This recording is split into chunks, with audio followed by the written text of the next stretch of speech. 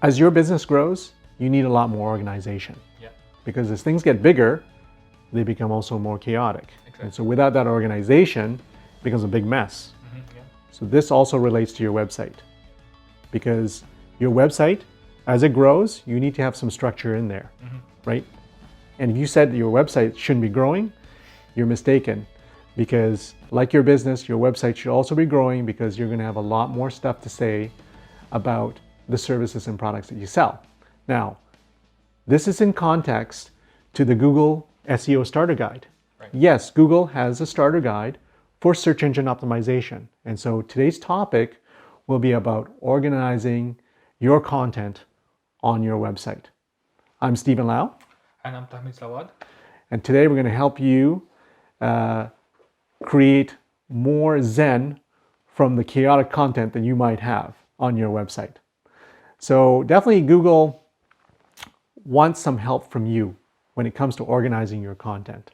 Right? So first, let's just start with an aside here with respect to how search engines use URLs, right? So the URL is like your domain name plus maybe a slash and then kind of your page. Right.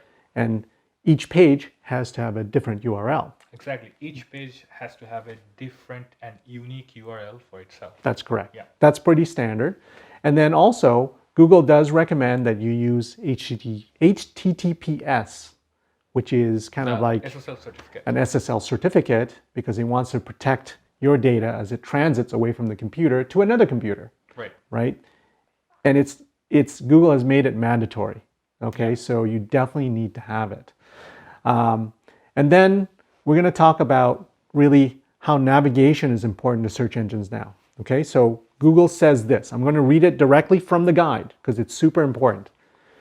Google also likes to have a sense of what role a page plays in the bigger picture of your website. Right. Right? I think that's very critical, right? Because if you have a 50-page website, how does page 23 in the overall picture of your website, how does it relate?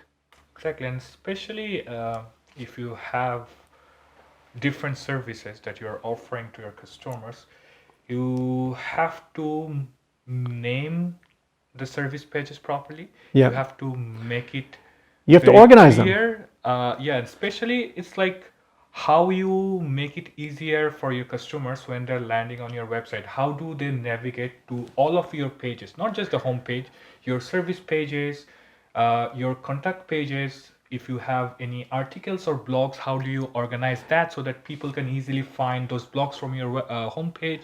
So you have to be very careful about how many pages you're adding on your website and how you make it easier for your users or the people coming to your website to navigate all the pages without being lost. Yeah, so just to simplify things, really for you, it's really about folders.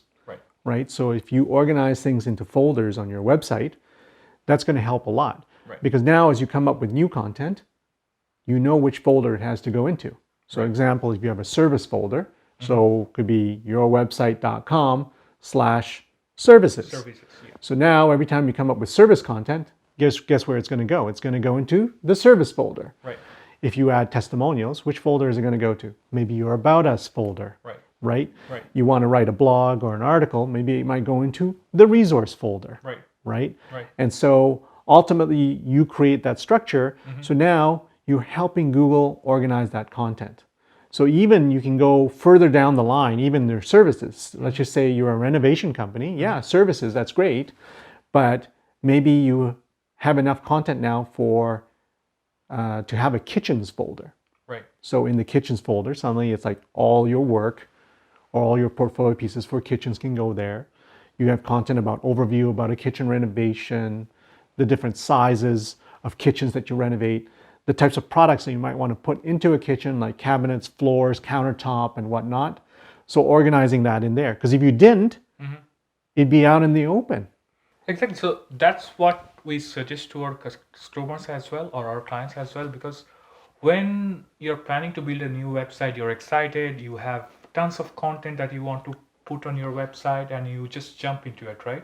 I would say take a step back, plan for the bigger picture.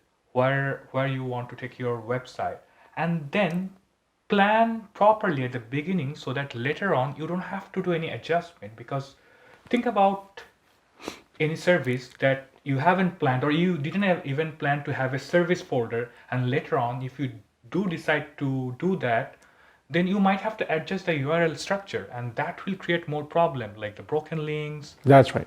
redirection. There are tons of other things that you might have to deal later on if you do not plan it ahead. You have to plan it ahead. And I know that you're here today because it's important. Like, none of this matters if you don't want any traffic from Google, Yeah. right?